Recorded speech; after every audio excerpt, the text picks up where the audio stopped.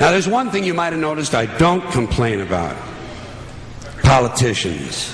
Everybody complains about politicians. Everybody says they suck. Yeah! Well, where do people think these politicians come from? They don't fall out of the sky. They don't pass through a membrane from another reality. They come from American parents and American families, American homes, American schools, American churches, American businesses, and American universities, and they're elected by American citizens. This is the best we can do, folks. This is what we have to offer. It's what our system produces. Garbage in, garbage out. If you have selfish, ignorant citizens, you're going to get selfish, ignorant leaders. And term limits ain't going to do you any good. You're just going to wind up with a brand new bunch of selfish, ignorant Americans. So maybe it's not the politicians who suck. Maybe something else sucks around here. Like the public.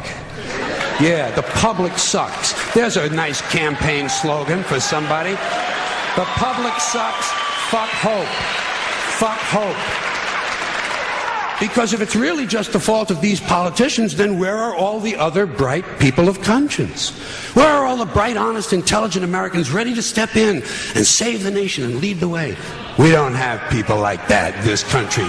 Everybody's at the mall, scratching his ass, picking his nose, taking his credit card out of his fanny pack and buying a pair of sneakers with lights in them. So I have solved this little political dilemma for myself in a very simple way. On election day, I stay home. I don't vote. Fuck them. Fuck them. I don't vote. Two reasons I don't vote. First of all, it's meaningless. This country was bought and sold and paid for a long time ago. The shit they shuffle around every 4 years doesn't mean a fucking thing. And secondly, I don't vote because I believe if you vote, you have no right to complain. People like to twist that around, I know. They say, well, if you don't vote, you have no right to complain. But where's the logic in that? If you vote and you elect dishonest, incompetent people and they get into office and screw everything up, well, you are responsible for what they have done. You caused the problem. You voted them in. You have no right to complain. I, on the other hand, who did not vote, who in fact did not even leave the house on election day, am in no way responsible for what these people have done and have every right to complain as loud as I want about the mess you created that I had nothing to do with. So I know that a little later on this year you're going to have another one of those really swell presidential elections that you like so much.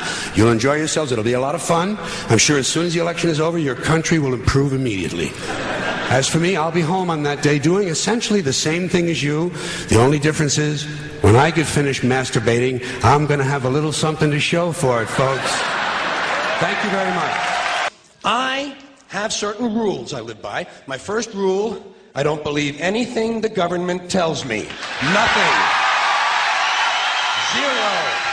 And I gotta tell you folks, I don't get all choked up about yellow ribbons and American flags. I consider them to be symbols, and I leave symbols to the symbol-minded.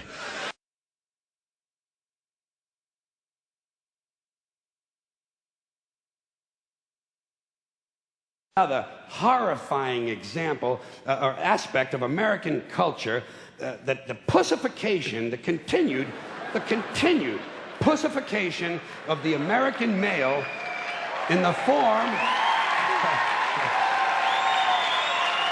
Yeah, all right. In the form of Harley-Davidson theme restaurants. What the fuck is going on here? Harley-Davidson used to mean something. It stood for biker attitude. Grimy outlaws and their sweaty mamas, full of beer and crank, rolling around on Harleys, looking for a good time, destroying property, raping teenagers, and killing policemen. All very necessary activities, by the way. But now, theme restaurants, and this soft shit obviously didn't come from hardcore bikers. It came from these weekend motorcyclists, these fraudulent 2-day-a-week motherfuckers who have their bikes trucked into Sturgis, South Dakota for the big rally and then ride around like they just come in off the road. Dentists and bureaucrats and pussy boy software designers. getting up on a Harley because they think it makes them cool. Well, hey, Skeezix, you ain't cool, you're fucking chilly. And chilly ain't never been cool. But there's a reason. There's a reason. There's a reason for this. There's a reason education sucks, and it's the same reason that it will never, ever, ever be fixed. It's never going to get any better. Don't look for it. Be happy with what you got. Because the owners of this country don't want that. I'm talking about the real owners now. The real owners, the big wealthy business interests that control things and make all the important decisions. Forget the politicians. The politicians are put there to give you the idea that you have freedom of choice. You don't. You have no choice. You have owners. They own you. They own everything. They own all the important land. They own and control the corporations. They've long since bought and paid for the Senate, the Congress, the state houses, the city halls. They got the judges in their back pockets. And they own all the big media companies, so they control just about all of the news and information you get to hear. They got you by the balls. They spend billions of dollars every year lobbying to get what they want. Well, we know what they want. They want more for themselves and less for everybody else. But I'll tell you what they don't want. They don't want a population of citizens capable of critical thinking. They don't want well-informed, well-educated people capable of critical thinking. They're not interested in that. That doesn't help them. That's against their interest. That's right. They don't want people who are smart enough to sit around the kitchen table and figure out how badly they're getting fucked by a system that threw them overboard 30 fucking years ago. They don't want that. You know what they want? They want obedient workers. Obedient workers. People who are just smart enough to run the machines and do the paperwork and just dumb enough to passively accept all these increasingly shittier jobs with the lower pay, the longer hours, the reduced benefits, the end of overtime, and the vanishing pension that disappears the minute you go to collect it. And now they're coming for your Social Security money. They want your fucking retirement money. They want it back, so they can give it to their criminal friends on Wall Street. And you know something? They'll get it. They'll get it all from you sooner or later, because they own this fucking place. It's a big club, and you ain't in it. You and I are not in the big club. And by the way, it's the same big club they use to beat you over the head with all day long when they tell you what to believe. All day long, beating you over the head in their media, telling you what to believe, what to think, and what to buy. The table is tilted, folks. The game is rigged. And nobody seems to notice. Nobody seems to care. Good, honest, hard-working people, white collar, blue collar, doesn't matter what color shirt you have on. Good, honest, hard-working people continue. These are people of modest means. Continue to elect these rich cocksuckers who don't give a fuck about them. They don't give a fuck about you. They don't give a fuck about you. They don't care about you at all. At all. At all. Man. You know? And nobody seems to notice, nobody seems to care. That's what the owners count on, the fact that Americans will probably remain willfully ignorant of the big red, white, and blue dick that's being jammed up their assholes every day. Because the owners of this country know the truth. It's called the American dream, because you have to be asleep to believe it.